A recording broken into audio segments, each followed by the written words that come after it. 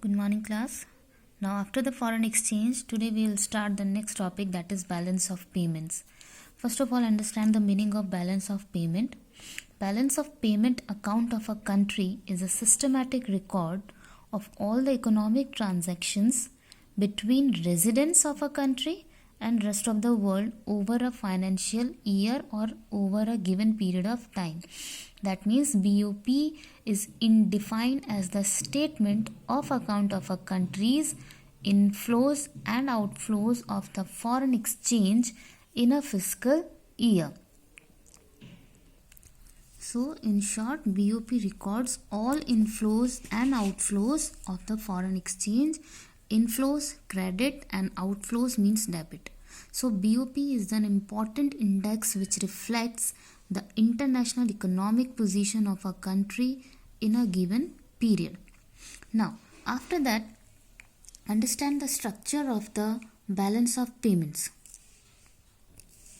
See, the various transactions which are included in the BOP are called the components of the balance of payments, and the BOP account of a country is constructed on the principle of double entry system of bookkeeping.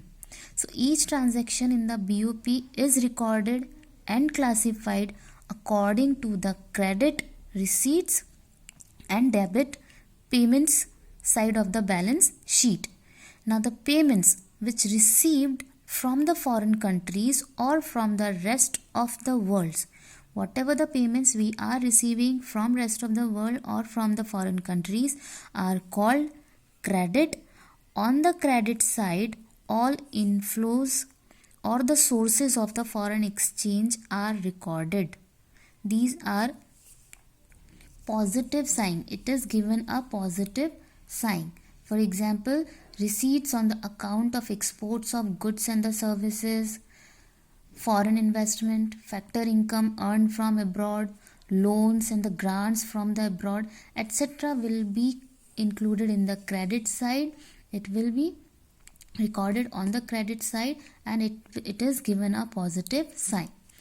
Now, the payments made to the foreign countries or to the rest of the world are called debits.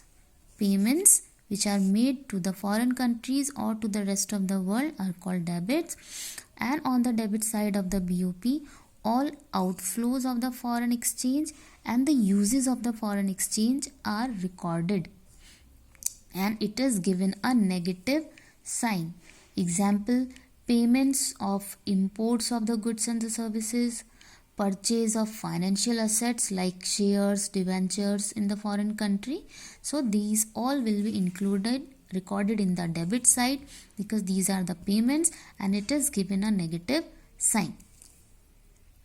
Now, all the transactions in the balance of payments can be grouped into two main accounts. So basically two main accounts are there. First is the current account and second one is the capital account. So first here I am going to explain you the current account and its components we will discuss. So first of all, understand the meaning of the current account. Current account refers to an account which records exports and imports of the goods and services and the unilateral transfers during a given period of time. So that means in this account, goods, services and unilateral transfers are recorded in the given period of a time or in the given fiscal year or in the financial year. So that means the current account of a country consists of all the transactions relating to trade in goods and services and unilateral transfers. So now, first of all, understand the first component of the current account. As I said, goods and the services and the unilateral transfer.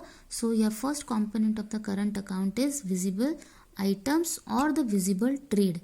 That means visible item includes all types of physical goods exported and imported.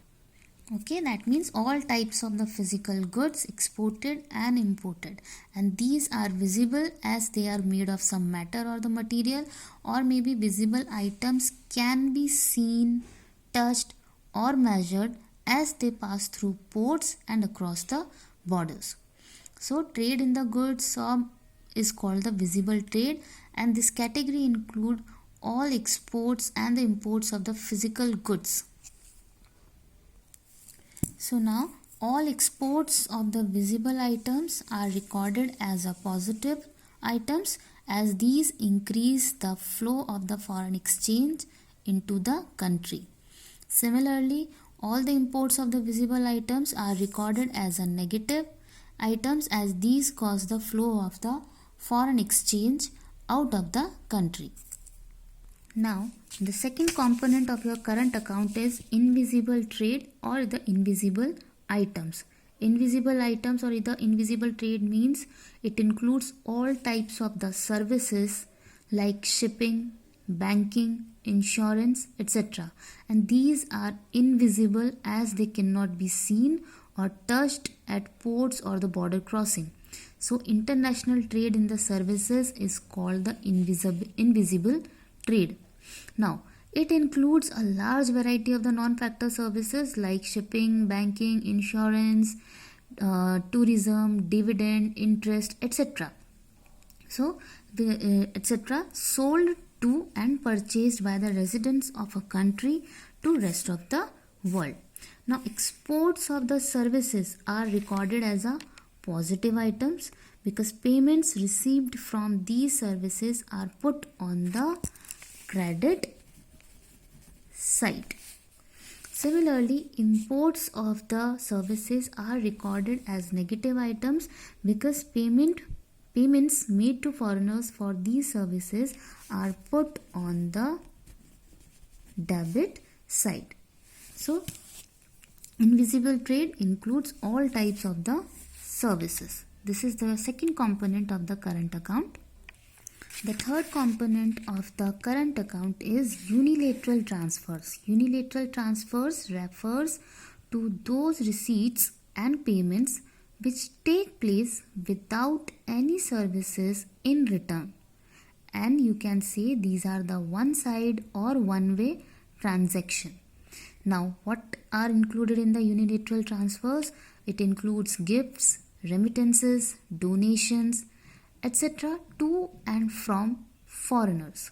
So, now receipts of the unilateral transfers are recorded as positive items and they are put in the credit side.